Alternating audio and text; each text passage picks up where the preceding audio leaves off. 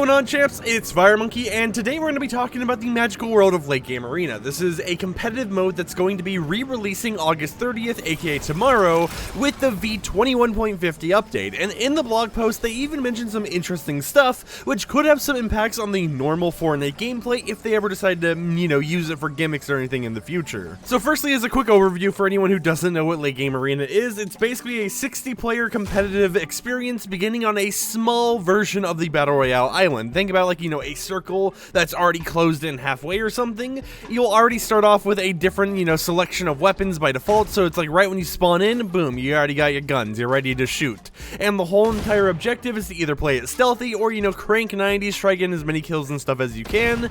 And it is a very interesting, experience, because it's like very short matches. It's kind of like that big battle mode that got leaked recently, except that, it's more of a competitive experience. It's more of a competitive zone, and it's not going to be, like 40v40, it's just going to be, the normal, like 1v1v1v1, or I guess technically 3v3s, because they're only bringing it back in its trio mode. Now, as far as I'm concerned, it appears that the reason why they're bringing back in trios is just because trios is their most popular mode for anything arena-based now, because as we saw with the, like zero-build arena thing that released recently that's actually going to be leaving tomorrow, it was based around this whole entire thing of, hey, there's trios, you can earn rewards in it. If you don't have friends for trios, you can matchmake with other players, and they're doing the same thing here, allowing people to matchmake, basically. So it's going to basically work like, the trio zero-build arena that currently exists right now, just with the added gimmick of being, a late game arena. Oh, dang, that was close. Alright, I want to go over to that and get that mythic.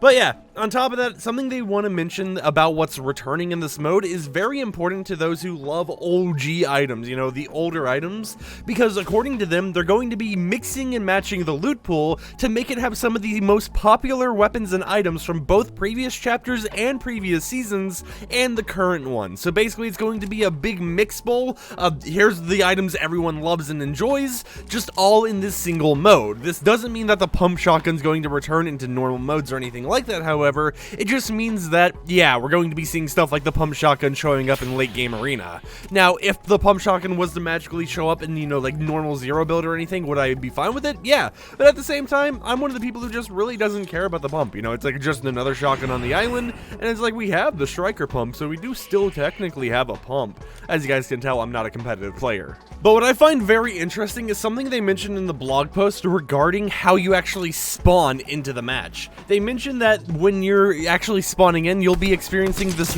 new system called rift spawning. What rift spawning basically is going to be a system where everyone will spawn 100 meters above the Fortnite island, and they get 10 seconds to decide exactly where they land. When they figure out where they want to land, you can look straight down and it will force you to dive, and then of course you'll be forced to deploy your glider at 25 meters above the island while being unable to pull out your glider sooner. So it's basically kind of like you can walk around in the sky 100 meters above the island thing, figure out where you want to go, and then dive bomb straight down, grab your loot, crank them 90s, do whatever you want to do. And I find it to be a very interesting concept, because think about it, if this ends up being like a thing that Epic Games, does in the future, what if we get a replacement to the battle bus? What if instead of having the battle bus, we all just select a marker on the map, and then we're able to, walk around in the sky for a little bit before diving straight down through a rift? It could be a very interesting way to, change up the drop-down mechanic whenever you're starting a new match, and it could lead to some very interesting stuff, even with live events too. Just imagine you're in a live event and then all of a sudden, you get to this new area, you have to pick a certain area on like a spaceship or something to drop down from the sky from, and it makes it a lot more dynamic. I just think that it could be a very cool concept. Epic Games you can, learn a little bit more about, do more about, and I'm excited to see what happens with it. I might actually play Late Game Arena just to see how it works in game. They also mentioned that they're going to be doing some other stuff like shrinking the initial storm timings so that, the matches go faster. Basically, the storm will close in sooner, and this is only for the late game arena, by the way. Keep in mind, in normal modes like this one right here, zero build bot lobbies, you're not going to have to worry about shrunken storm timers or anything. They're also apparently going to be listening to feedback and making changes along with the communities, like complaints and all that stuff, so it's going to be interesting to see how this mode evolves and if it stays permanently, because they never mentioned they were going to remove it, and in fact, they mentioned that they already have updates planned for this mode. For example, the updates they have planned are stuff like they're going to make it so you'll be able to ping any location without opening your map, and then you'll also be able to manually rearrange your inventory while waiting to dive. So whenever you're in the sky, right? So whenever you're up there above the air, you'll be able to ping on the map, you'll be able to actually rearrange your inventory because it uses kind of like the battle bus mechanic where technically you shouldn't be able to. So they'll be unlocking that in the near future and allowing players to have a lot more freedom as they prepare and start off their match. So yeah, I think late game arena is going to be staying here for quite some time. Now they also mentioned a few other things such as some upcoming trios, cash cups, you know, hype cups, those type of things. They're going to be having specific ones for the late game arena version, so you'll be able to have even more chances to earn some money or earn some hype, either one that you might prefer. And speaking of hype, they're going to be having a very unique leaderboard specifically for late game arena, which is going to focus around, you know, the magical world of kills, assists, damage dealt, that type of stuff. So you'll have a lot of stats that are going to be publicly tracked that you can keep track of and figure out if there's something you may need to improve. Like, do you got that 12% accuracy and you want to get that up? Well, this might be the way that it opens your eye and tells you, hey buddy, your gun aim kind of sucks. And you know, they don't have to tell me that because I already know it. Anyways, back to the topic on hand though. Yeah, I think overall late game arena is going to be a fun addition to the game. I don't really play competitive modes too much, but I feel that I might occasionally, you know, play a match or two of this just because, you know, it's this unique little gimmick. It's this unique mode that's going to have some older items in it, and I'm kind of tired of the current loot pool. I think if anything, one of the reasons why I will play late game arena is because, let's face it, the current loot pool, in my personal opinion, like, it sucks. I like the mythics, right? I like the lightsaber, I like the Dragon Ball cosmetics, I like, you know, everything about that. But when it comes to the normal weapons, it's just like, hey, we got another SMG, and it's like, I don't want to charge SMG. I already talked about why the charge SMG sucks. I don't like it. Please get it out of my face. Stop showing me this every 3 seconds. Please, Epic, I beg. And I don't think they're listening. I don't think they understand my complaints, you know. I don't think that my complaints are being heard because, man, do I feel the charge SMG needs like a buff or something, or needs like to be reworked because I just don't like it. I don't understand how it works, but that's not important. That's not important. My opinions about the charge SMG is, you know, my opinions. I would like to hear in the comments down below though, since I mentioned the topic. What do you guys think about the charge SMG? Do you like it? Do you dislike it? Are you in between? Do you just not care? Something along those lines. I would love to hear about it. Anyways, that's going to kill me if I drop off of it. I need to find a place to take some fall damage because I need to heal health in a tent. There we go. Ooh, I need a little bit more taken off. Let me go higher up here and then jump down to the side, and then we should be good, right? I think we're all right. That one's gone. Let's hopefully heal up and be able to gain all my health back before, you know, the bots rain down on me and kill everything I've got. And you know what's funny? Some people think that I'm just making fun of people being like, oh, look at all these bots in my game. No, these are actual bot lobbies. That's why I have my phone in the lobby whenever I start these videos. It's because, hey, I'm actually just playing against bots. And I know some people might be like, oh, why are you playing against bots? Isn't that boring or something?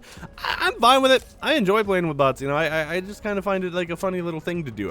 It's chill or something. I don't know. I don't really know how to describe it. I just like prefer it. But then again, I am known for playing well, I'm not known for it, but I am a avid Call of Duty Zombies player, so I guess, you know, it matches up. I like killing brainless things that can't really attack me that easily, but could still damage me if, you know, they wombo combo or something like that. I'm just saying. Some bots got some powers. That's all I gotta say about it. Dang, there's bots everywhere around here. I want to see if I can get like a double kill with the Kame. Can I get a double Kame off? Ooh, it's gonna be hard to do this. Yeah, we're not getting it. Oh, wait.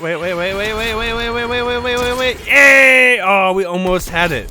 I really thought that was gonna get it because we managed to transform over there and do a lot of damage in time. No, you don't! Get away from me. Get away from me, Master Chief. Get down there. That's right. Stay down. But yeah, I'm excited for late game arena. You know, I'm not really a competitive player, but it's going to be an interesting little addition for the next update and all that stuff. And I'm excited for this YouTube format. Can I just mention this? So this is the second video now where I've recorded doing like the live commentary style. And of course we're going to have some scuffed moments. We're going to be improving some stuff over time, but I'm enjoying it. You know, I think you guys had some good responses to how this video was yesterday where I did this format. And overall, it just makes the videos a little bit longer. So it's like, you know, if you guys enjoy it, I enjoy it, might as well keep it going. Doing this on the commentary channel as well. If you guys haven't watched that channel, check it out. I've been playing some Destiny 2 and stuff, just rambling on about more nonsense. So, you know, it's like, hey, if you like FireMonkey, then you'll love FireMonkey 2, the commentary electric boogaloo channel.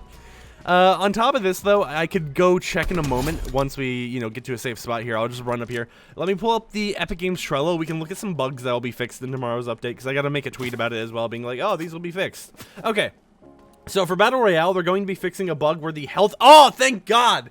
Oh, we're saved, boys. They're fixing a bug where the health and shield bar doesn't show the correct visual values, because if you guys have never noticed, this update, you could have like 0 shield, yet your bar will be half full and stuff like that for your shield, and it would really mess you up, because typically I didn't realize how often I looked at the bar and was like, all right, you know, I got around that much shield, but now that, you know, it's actually glitched and stuff, I realize how much I get hindered when I'm playing non-bot lobbies, because shocker or not, I do play non-bot lobbies, and I don't see the proper shield or health, and I'm like, why did I do so much damage? I was just sitting there, I was chilling, so that's going to be a great fix. I'm excited for that one.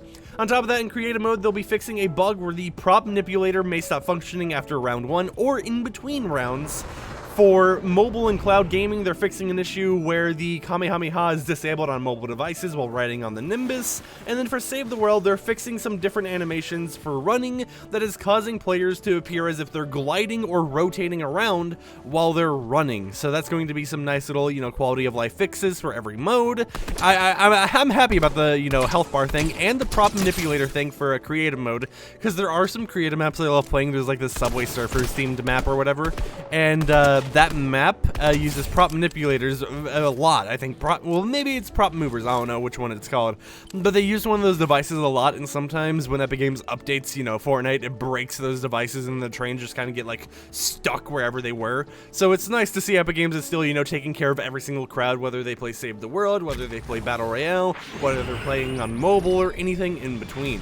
Now, also in the next update, apparently we're going to get that rumor I talked about from yesterday, Starfire announced and stuff, so stay tuned for Fortnite leaks and news and all that type of stuff, because, you know, it does come true, you know, it's going to be very interesting. See Starfire in Fortnite? I mean, hey, get all the Teen Titans in there, you know, give us every version of the Teen Titans, give us, you know, like the Teen Titans Go versions as well. I know that would be very weird to do, but, you know what, it's Fortnite, anything's possible. I mean, I'm surprised we haven't gotten Peter Griffin at this point.